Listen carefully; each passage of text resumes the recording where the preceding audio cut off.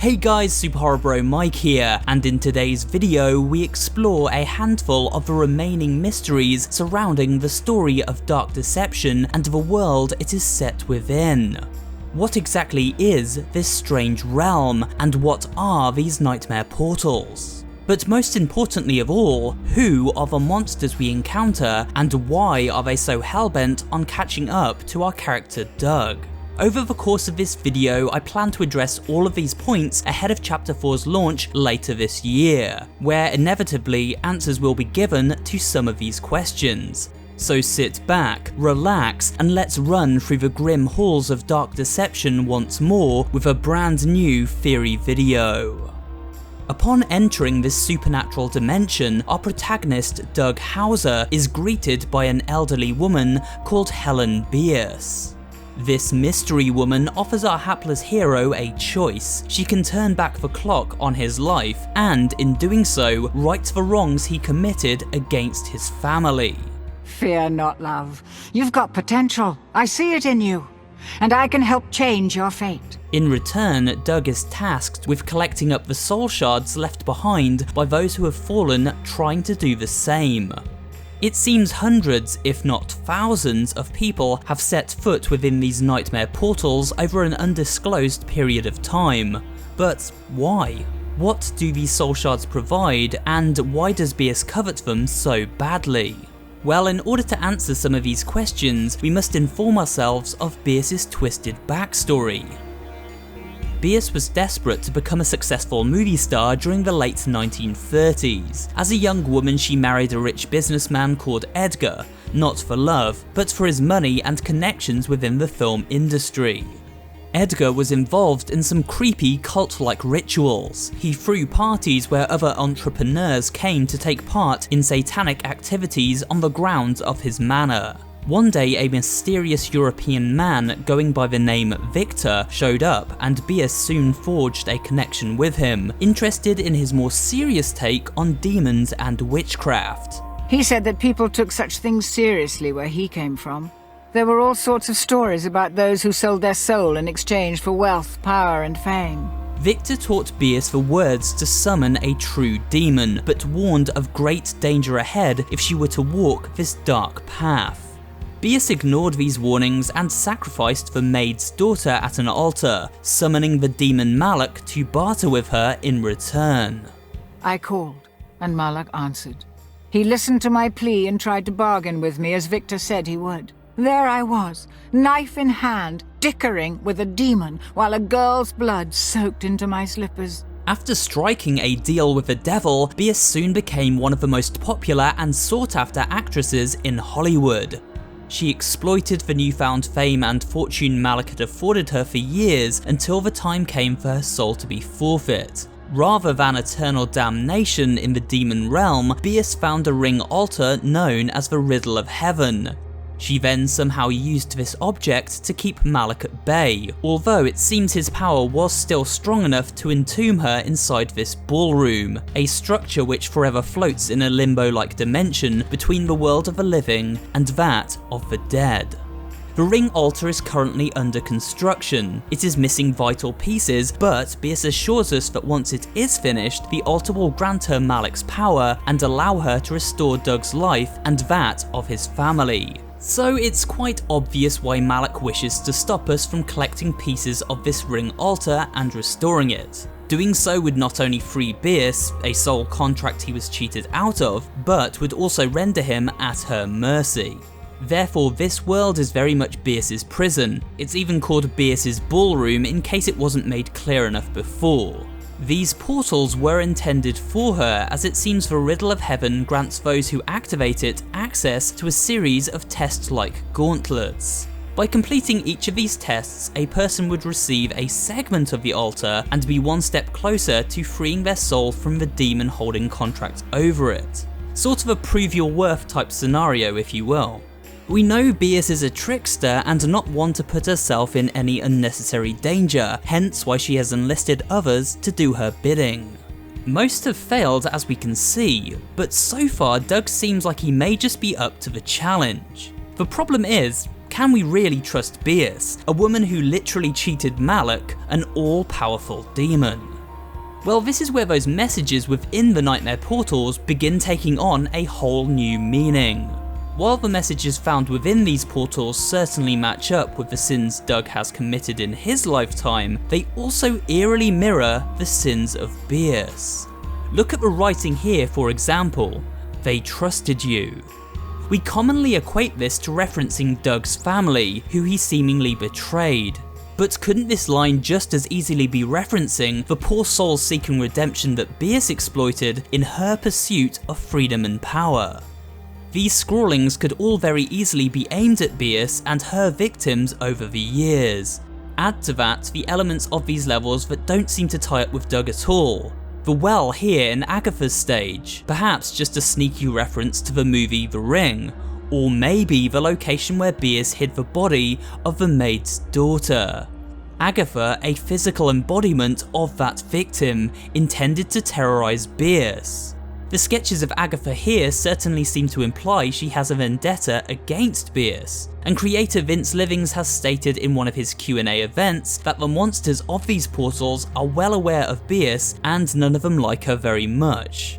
The same concept extends to the environments themselves. These locales often tie up with Bierce and places familiar to her. She comments of how she used to live in a mansion just like the one we find here in stage 3. How nostalgic. I used to have a mama like this. She mentions her own experience of the carnival during the opening of stage 5. Ah, the circus. Those were pretty popular in my day. Such talent and showmanship. As a girl, the performers never failed to fill me with wonder. Watching them, I wanted to become a star, too. And we even see the Gold Watchers being created from melted down riches. Knowing how greedy and money-hungry Bierce became, it seems almost as if these creations have been born from her greatest sins. I told him I won't get out of bed for less than 5 million. He'll give me what I want, though. They always do. This brings us to the final segment of this theory video. Who exactly are the monsters within these portals? While these seem to be Bierce's nightmares, they of course do feed off the fears and anxieties of the person currently exploring them, in this case Doug. With that said, I don't believe these monsters are simply illusions conjured up by Malak. I believe there is a sinister backstory to these predators we may not yet be seeing. We just spoke of Bierce and how she is using those who seek redemption for their sins while on Earth to help her complete the ring altar. This altar once complete will render Malak powerless, something he wishes to avoid at any cost. So if you're a powerful demon looking to tip the scales on the competition, what do? Why you build up a demon army to make sure the task at hand becomes a fool's errand. Malak's plan has been working well so far. Not a single explorer has managed to successfully pillage these portals. Well, until the arrival of Doug, that is. But where do these monsters actually come from? Well, the most likely scenario is the reverse of what Bierce is doing. Malak is gaining souls rapidly as the people Bierce enlists for her mission continue to fall. These fallen souls would receive a similar fate to Bierce, eternal damnation in the pits of hell. However, Malak offers them an alternative.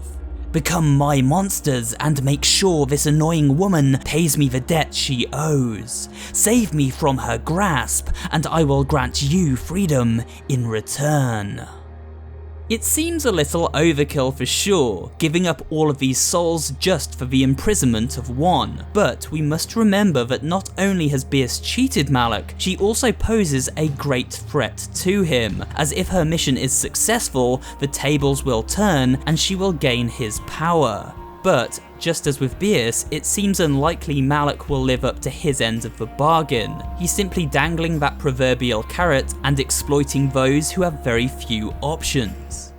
If you believe her, you're dumber than you look. Once she gets what she wants, you're done. Oh, yes. Trust the bloodthirsty demon. No doubt he has your best interests at heart. This theory seems plausible when we look at a few key pieces of evidence.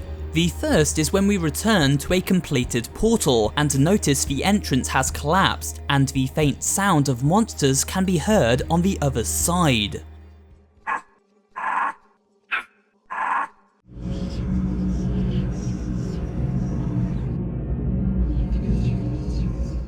This suggests those within each portal are now trapped and have lost their chance to escape, belonging to Malak forever. We also see during stage 5, Crazy Carnival, a series of cages. However, rather than lions and tigers inside of these wagons as one might expect to see at a carnival, we instead observe monsters previously defeated.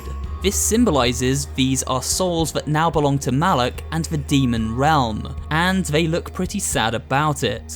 They have failed their mission objective to stop Doug as he gathers the soul shards. This theory also explains why monsters enter frenzy mode when Doug has collected the ring piece and heads for the exit. If he successfully escapes, these monsters lose their chance for salvation, and so they try extra hard to ensure this doesn't happen.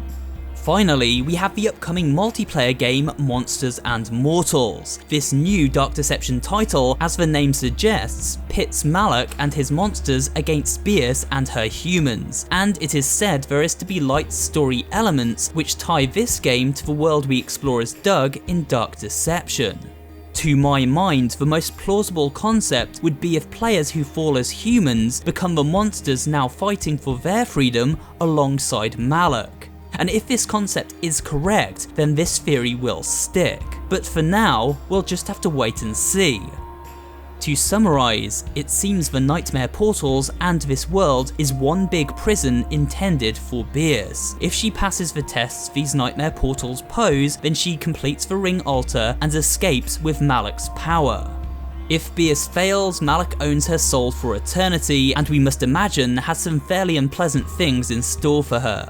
Hence her use of other fallen souls like Doug to do the heavy lifting and keep her safe in the interim. Whether Bierce will deliver on her end of the bargain is to be seen, but one thing is clear, she has no remorse for those whose souls were shattered trying to help her along the way. You're making it pretty easy to root for the monkeys. The Fallen have one last chance to save themselves from an eternity of pain and suffering, to embrace the dark side and become monsters, aiding Malak on his quest to stop Bierce and claim her soul as promised. And Doug? Well, he's just a regular guy with a sordid past, stuck in the middle of this madness, trying to do one last thing that will grant him and the souls of his family salvation. And that's it for today's video. I hope you did enjoy it, and if you did, remember to leave a like, comment down below, and of course subscribe for more horror related content. Thanks for watching, and I will see you on the next video.